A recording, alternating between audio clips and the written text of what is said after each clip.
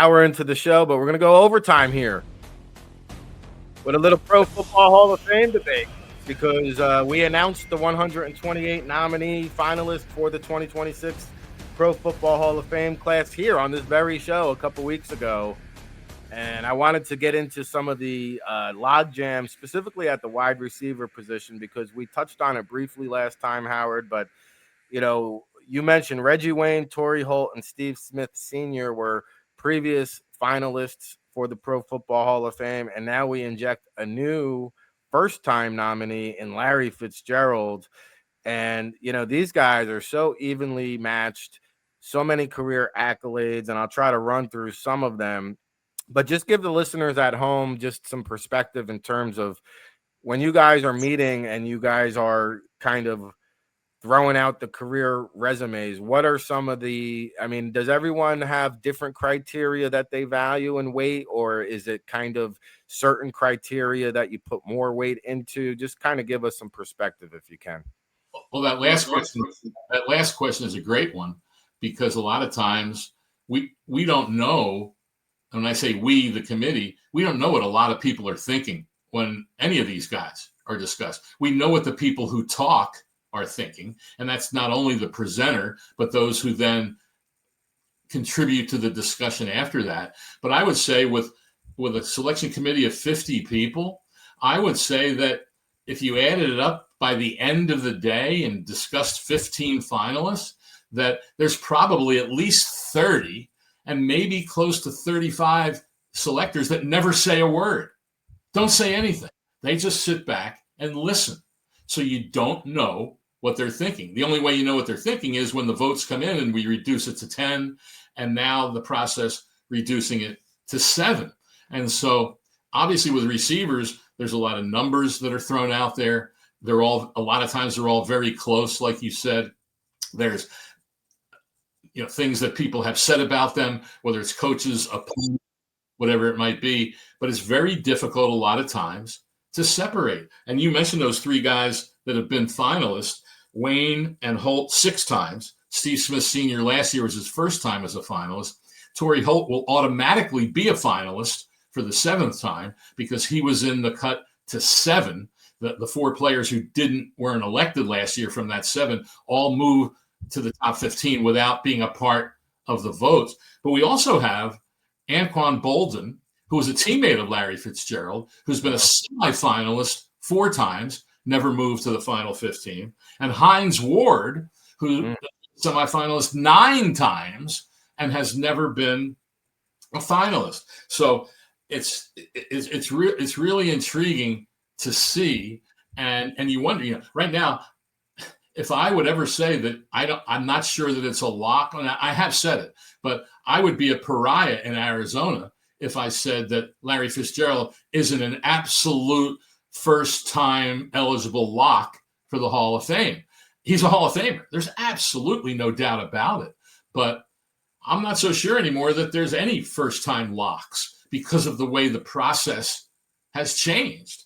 And what's interesting, when you look at all the numbers, and certainly there's things that go beyond numbers, that Larry Fitzgerald, of these 6 receivers I just mentioned, has the 2nd lowest average per reception in his career than all the other guys, 12.2. Hines Ward is 12.1.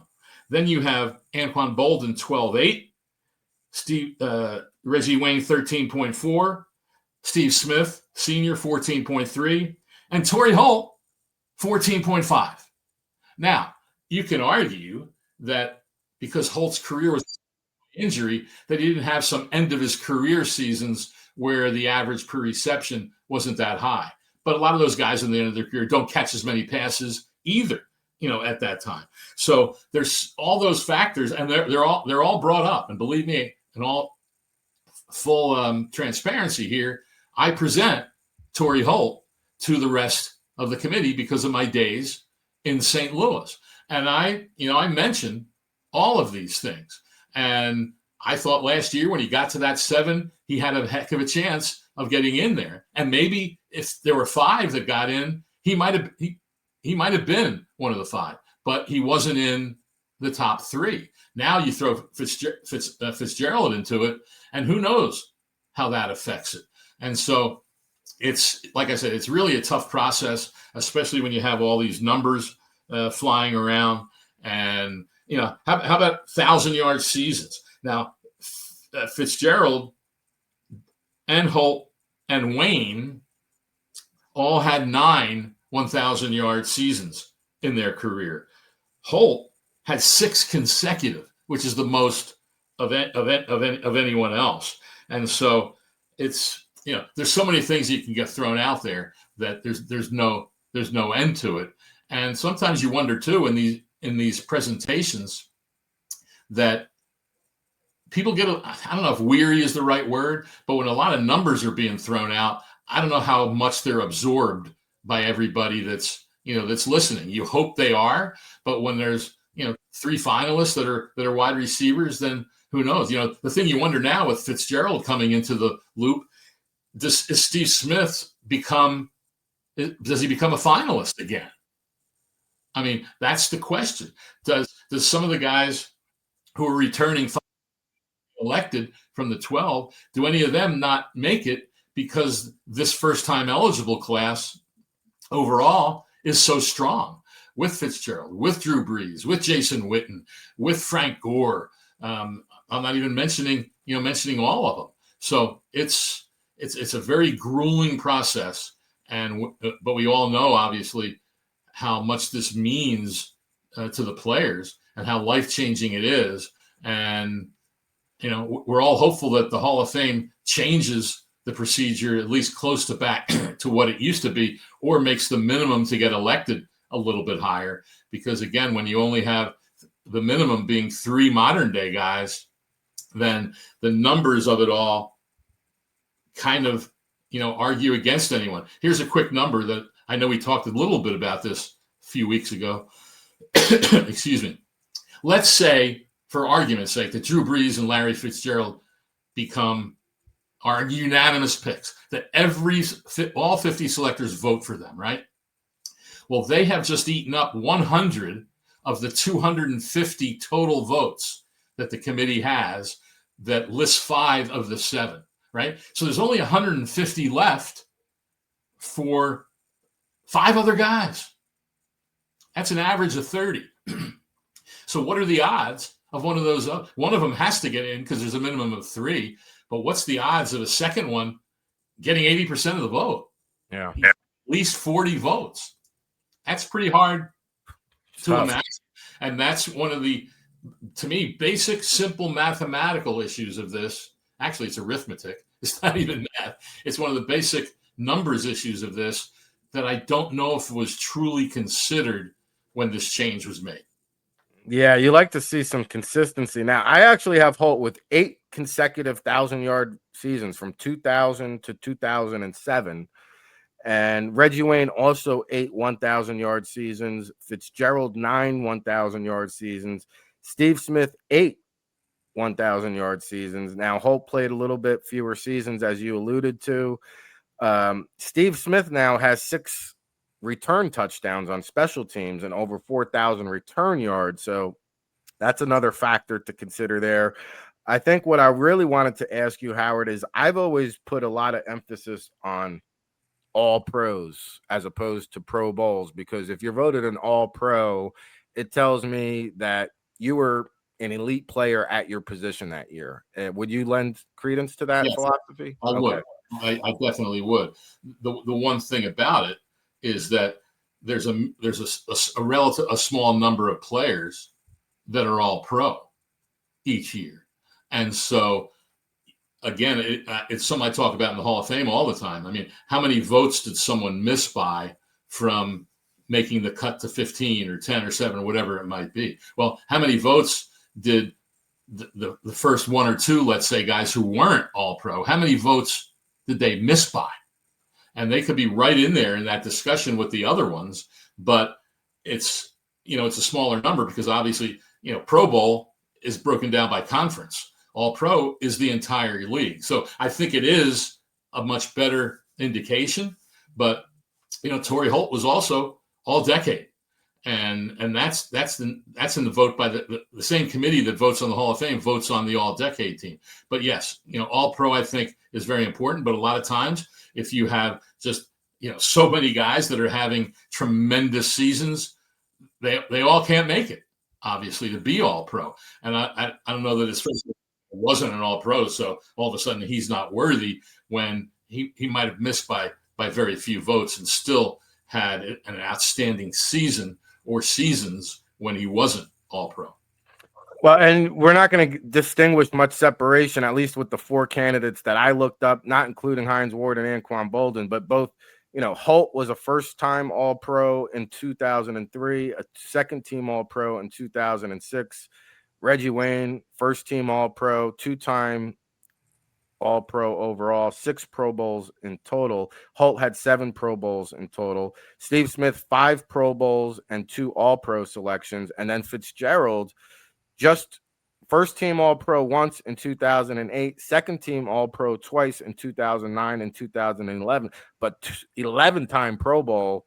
I think that carries a little bit of weight. And I am with you with the All-Decade team. Like, Torrey Holt was a member of the 2000s All-Decade team. 2010's All-Decade team would include Larry Fitzgerald. Other accolades like Reggie Wayne is in the Colts Ring of Honor. He also has a Super Bowl on his resume. Of course, Torrey Holt has a Super Bowl on his resume. Steve Smith is in the Panthers Hall of Fame, also NFL Comeback Player of the Year in 2005. But I do put weight in the All-Decades team, and the only player on this list, a member of the NFL 100th anniversary team, would be Fitzgerald. I would think that carries some weight as well.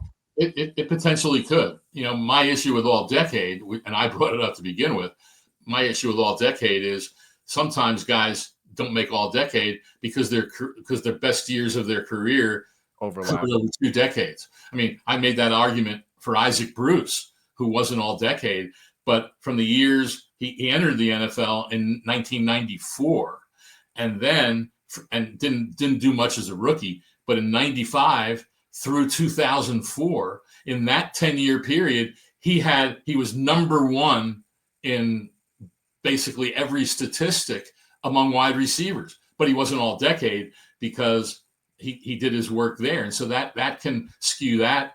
I think Torrey Holt, thanks for that correction there. I believe the 6 consecutive I was referring to is, I think he had 6 consecutive seasons of like 1,300 yards, which until Julio Jones got his 7th a few seasons ago, no one else in history had ever done that. So there's a lot of there's a lot of these things you can say for all of these guys.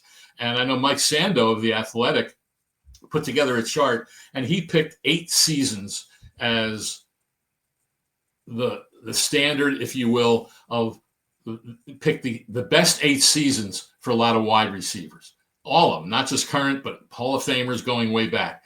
And he assigned points to each of those seasons.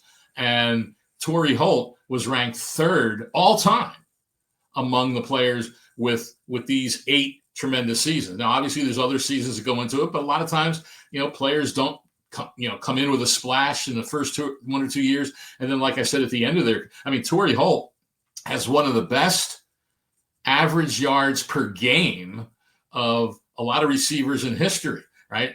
And that went down his last 2 seasons in the NFL when he was playing with an injured knee, which finally forced him to retire after 11 years. And so a lot of times at the end of a guy's career, certain numbers and average and things like that go down.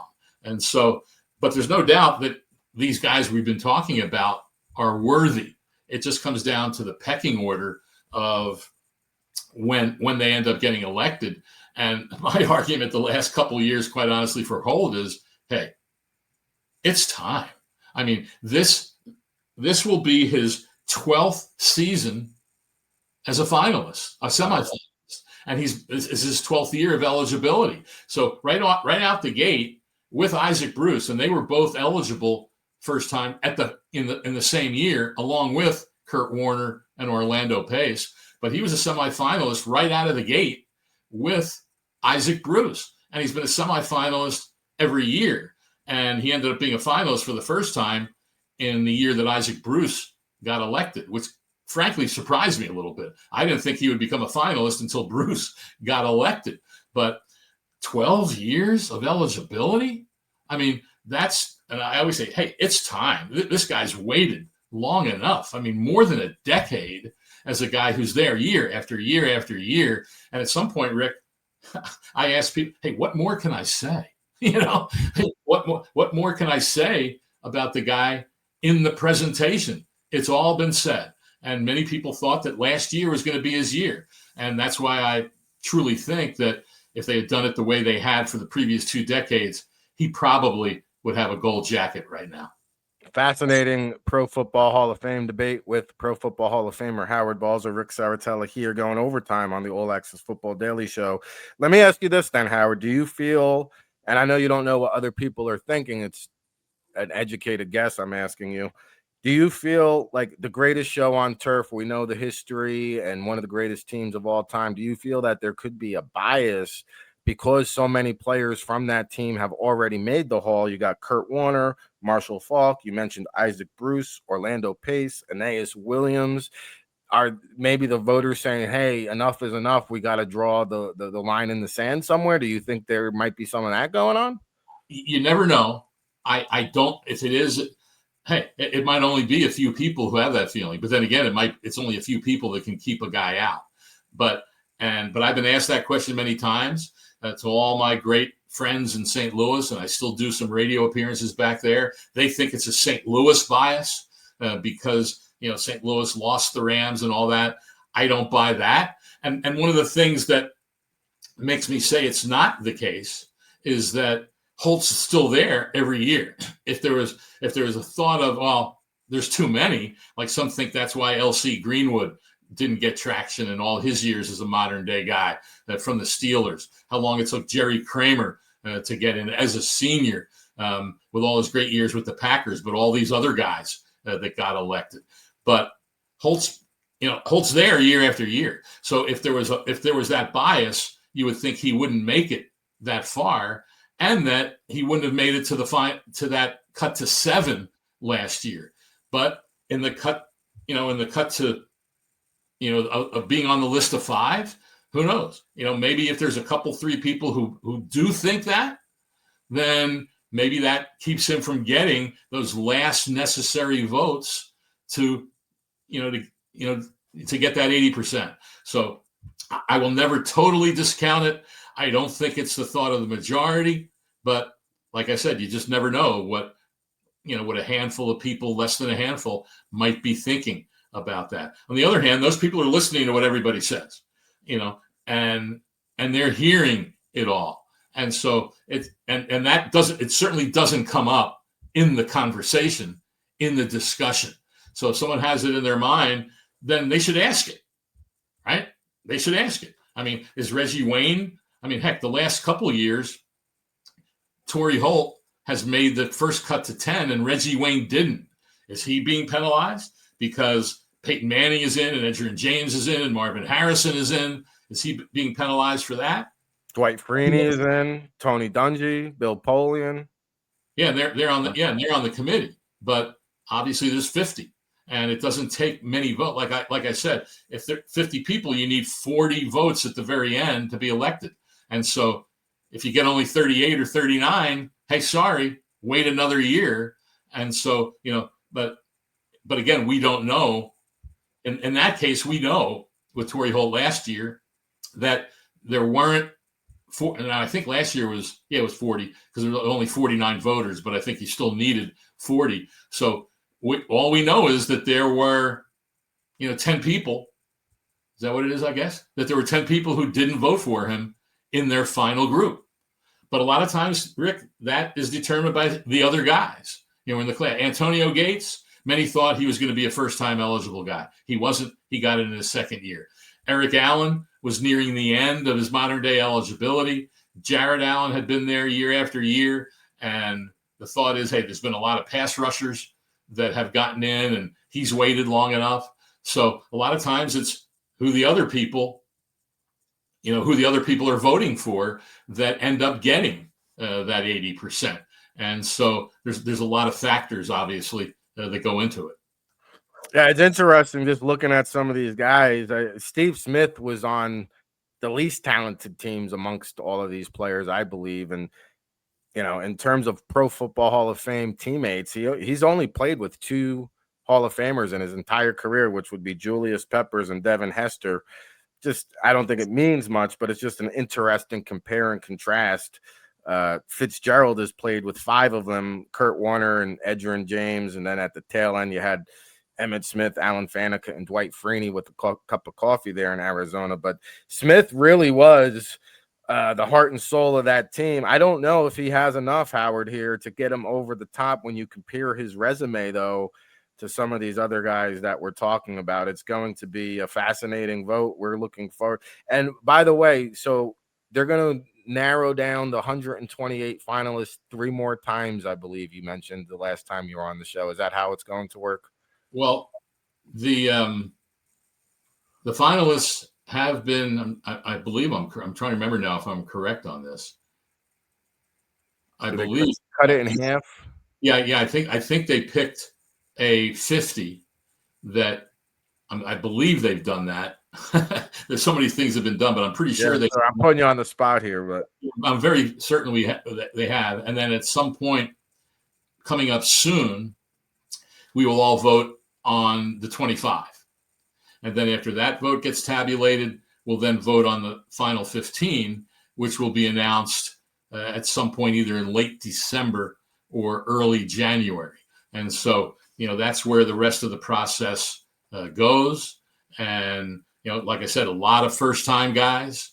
And, we'll see what happens. The interesting thing you said with Steve Smith, of all the receivers we've talked about today, he has the second most career yards of any of them. Fitzgerald has the most. And, of course, he played 17 seasons and 263 games. Smith played 16 seasons, 219 games. So those are the most seasons and the most games. Now, Fitzgerald, though, has 40 more touchdowns, 121 to 81. Yes, he does. Yeah. Yes, he does. But he also has 40.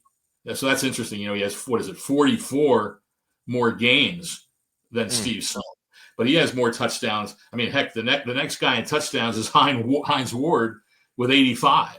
And then the other guys have, Bolden and Reggie Wayne have 82. Smith has 81. And Torrey Holt, that was 74, who's played the fewest seasons and the fewest games at 173. He played 90 fewer games than Larry Fitzgerald, which is the equivalent of, it was all 16 game seasons then. So that's the equivalent of between 5 and 6 seasons. So that obviously, affects all your numbers. And so certainly one thing that's looked at is just the overall impact, the overall ability, all those different things. The other thing that comes into it, Rick, is when we discuss these guys, they're all discussed one right after the other. And so one guy gets presented, the discussion. One guy gets presented, discussion. By the time the third guy is presented, there's a discussion about him, but then it kind of moves into a discussion of all of them together, right? And with these guys, and it was true when Andre Johnson was in there as a finalist with Reggie Wayne and Steve Smith, and he got elected relatively early in his process. But the thought is, hey, all of these guys are worthy. And sometimes the voters will vote for a guy that has been there a lot of times. And so I believe that's going to happen for Torrey Holt. I wonder if it'll happen this year because of the presence of Larry Fitzgerald, because it's hard to imagine. And there's been times with two. I mean, several years ago, Terrell Owens and Randy Moss were elected in the same year. But it's hard to imagine that happening with the process the way it's being done now. All right. Well, we appreciate that insight. Very tough to call these.